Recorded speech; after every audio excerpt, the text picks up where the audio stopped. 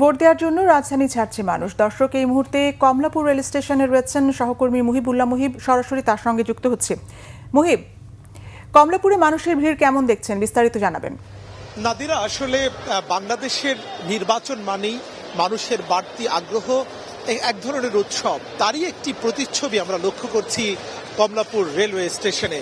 আপনাকে একটু দেখাতে চাই আমার ডান দিকে, এখানে কিন্তু দীর্ঘ সারি, অর্থাৎ মানুষ বাড়ি ফেরার জন্য অধীর আগ্রহে অপেক্ষা করছেন একটি টিকিট পাওয়ার আশায়।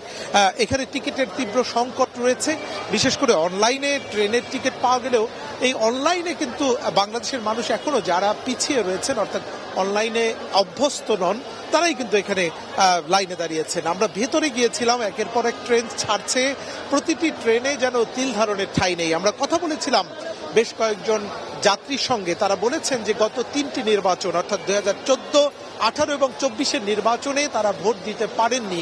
এবার একটি সুযোগ তৈরি হয়েছে পছন্দের প্রার্থীকে ভোট দিতে পারার, এবং সেই সুযোগটি মূলত তারা কাজে লাগাতে দেশে ফিরছেন।